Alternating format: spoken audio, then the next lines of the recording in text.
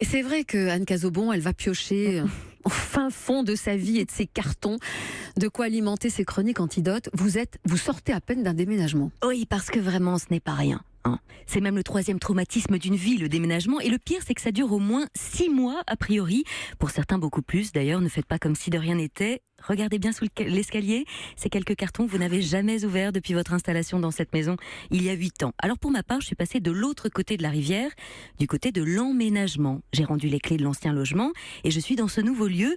Mais même là, certes, dans cet espace des possibles, au pied du mur de carton qui s'étend du sol au plafond, j'ai comme un petit coup de blues.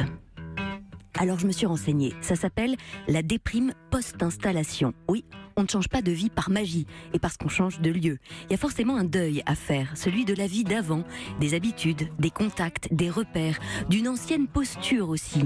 Et ce blues du déménagement, il est surtout provoqué par cette liste interminable de choses à faire. De démarches administratives, des cloisons à abattre, des fenêtres à changer, des parquets à poser, des meubles à repeindre, des sessions de perceuse, des piles de cartons à ouvrir, bref, ni une ni deux, j'ai foncé chez mon hypnothérapeute pour travailler, comme on dit, tout ce qui se présentait à moi, à savoir une magnifique crise d'angoisse. Ma psy m'a donc proposé de prendre une position confortable, puis de respirer et de descendre en moi, de faire comme une petite séance de spéléo intérieur, de descendre en rappel tout le long de ma peur pour aller y redéfinir, y redessiner cet intérieur justement que je suis en train de meubler, dont je suis en train de redéfinir les contours. Qu'est-ce qu'elle vous a fait faire comme exercice ? Alors pièce après pièce, elle m'a invité à visualiser et à énoncer tout le long tout ce qui me restait à faire dans la salle de bain, la chambre, pour que ce soit terminé, pour que ce soit exactement comme je le souhaiterais. J'ai donc commencé par la cuisine et me suis mise à dire à voix haute les tâches qu'il me restait à accomplir, ce mur qu'il me restait à peindre, ce placard qu'il me restait à monter. Et au fur et à mesure que je verbalisais, la pièce se transformait sous mes yeux, enfin mes yeux fermés.